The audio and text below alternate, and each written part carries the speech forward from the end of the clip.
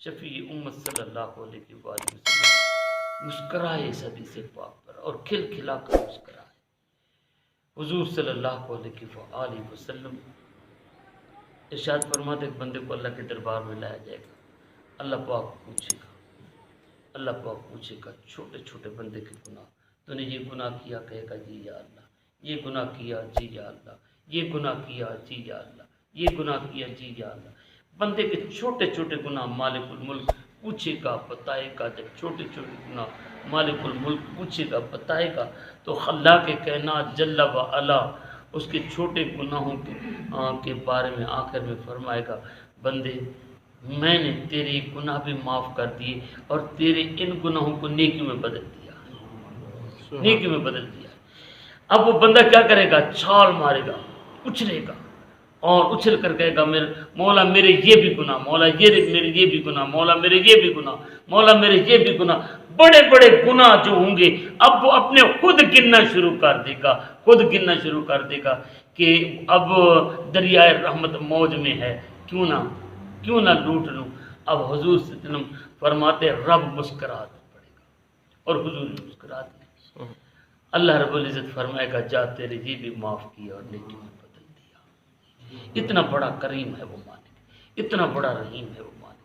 لیکن یار یہ تو معاملہ اللہ تبارک و تعالیٰ کا ہے، بندوں کے معاملات کے بارے میں اللہ سے ڈرتے رہو۔ جو بندوں کے معاملات ہیں نا ان کے بارے میں اللہ سے ڈرتے رہو۔ میرے نبی رحمت صلی اللہ علیہ وسلم کا فرمان ہے کہ آپ کو پتہ ہے مسکین کون ہے یا رسول اللہ؟ جس کے پاس کھانے کے لیے نہ ہو، پینے کے لیے نہ ہو، پہنے۔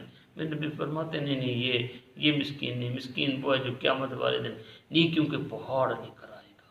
ادھر سے کوئی قرض لینے والا، ادھر سے کوئی حق لینے والا، ادھر سے بیٹی بیٹا، بھائی ہمسایہ، حق، کاروباری پارٹنر کی آ جائیں گے، مولا اس نے میرا یہ حق مارا، میرا اس نے اب اس سے ہمارا حق دلوا۔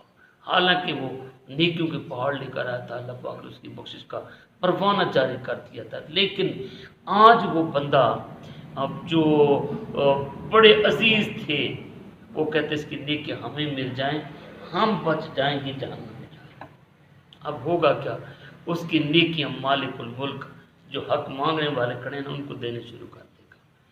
اب اس کی نیکیاں ختم ہو جائیں گی جب، تو پھر مالک الملک کیا کرے گا؟ اس کی نیکیاں تو ختم ہو گئی، اب وہ حق لینے والے کھڑے کہتے ہیں مولا ان کو حق دلوا، ہمیں بھی دلوا۔ اللہ پاک فرمایا کہ اس کے پاس تو کچھ نہیں، مولا ہمارا تو قصور نہیں، تو انصاف کرنے والا ہے۔ اللہ پاک فرمایا کہ ان کے گناہ اٹھاؤ اور اس کے کھاتے میں ڈال دو۔ آیا تھا نیکیوں کے پہاڑ لے کر، لیکن جائے گا گناہوں کے پہاڑ لے کر۔ اس لیے لوگوں کے معاملات میں کیا کرو؟ اللہ کی دربار سے ڈرتے رہو۔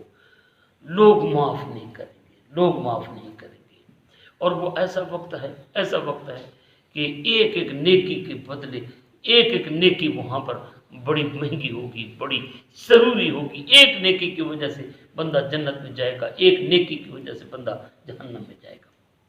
اب حضرات اسی وقار یہاں پر ہمیں احساس نہیں ہوتا، ہم اپنے لین دین کلیئر نہیں رکھتے اور کہتے ہیں کہ ایک ڈنگ کا تو کھا لیں، کسی کو لوٹ کر کھا لیں، کسی سے رشوت لے کر کھا لیں، کسی یتیم کا حق مار کر کھا لیں، کسی ہمسائے کا حق مار کر کھا لیں، ہم کوئی چوری کر کے کھا لیں، کوئی دھوکہ کر کے کھا لیں، ناپ تول میں کمی کر کے کھا لیں، سود لے کر کھا لیں۔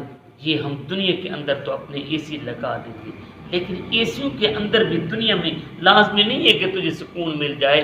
جاؤ تو صرف بڑی بڑی کوٹھیوں میں رہنے والے، بڑے بڑے بنگلوں میں رہنے والے، بڑے بڑے محلات میں رہنے والے، رات کو ان کو نیند نہیں آتی اگر وہ نیند کی گولیاں نہ کھائیں، ان کو نیند نہیں آتی۔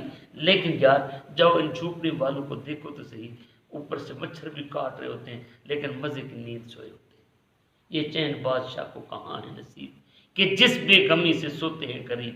اب یہاں پر میرے کریم آقا صلی اللہ علیہ وآلہ وسلم نے لوگوں کے حق سے، خاص طور پر قرض سے، ہم قرض لے کر کھانا بڑا سمجھتے ہیں کہ چلو ایک ڈنگ کا یہ کر لے، قرض بہت بڑی مصیبت ہے۔ میرے کریم آقا صلی اللہ علیہ وسلم تشریف فرما ہوئے ایک جنازے کے لیے، جنازہ پڑھانے کے لیے ایک بندہ آگے، میرے نبی اعلان کرتے تھے کسی نے کوئی قرض تو نہیں لینا اس سے، کسی نے قرض تو نہیں لینا. اور اگر یہ اعلان ہو جاتا، کوئی بندہ آگے آ جاتا کہ ہاں اس نے قرض دینا ہے، میں نے قرض لینا ہے، حضور صلی اللہ علیہ وسلم اس کا جنازہ نہیں پڑھاتے تھے. حضور صلی اللہ علیہ وسلم جس کا جنازہ نہ پڑھائیں، بتائیں اس کا کیا بنے گا. میرے کریم آقا صلی اللہ علیہ وآلہ وسلم ایک جنازہ پڑھانے کے لیے آگے بڑھے.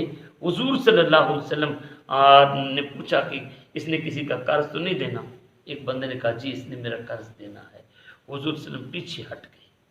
حضرت عثمان غنی آگے بڑھے اور عرض کرنے لگے یا رسول اللہ صلی اللہ علیہ وسلم، اس کا قرض میں اپنے ذمہ لیتا ہوں، آپ اس کا جنازہ پڑھا دیں. پھر نبی کریم صلی اللہ علیہ وسلم نے اس کا جنازہ پڑھایا. آپ اندازہ فرمائیں کہ قرض دینے والے کا جنازہ نبی کریم صلی اللہ علیہ وسلم نہیں پڑھا رہے. ہم اتنے بے خوفی سے جناب وہ قرض لے کر کھا جاتے ہیں. ہمیں تو رات کو نیند نہیں آنی چاہیے. اگر قرض کسی کا دینا ہے نا، نیند نہیں آنی چاہیے کہ یار اگر میں مر گیا تو کہاں سے. ہماری حالت یہ ہے کہ اولاد یار جب باپ نہیں دے رہا، وہ بھی تو میرا ہی بیٹا ہوگا نا. اگر میں دھوکہ کر رہا ہوں تو وہ بھی تو میرا تربیت یافتہ ہوگا، میرا کون ہوگا، وہ کب دے گا.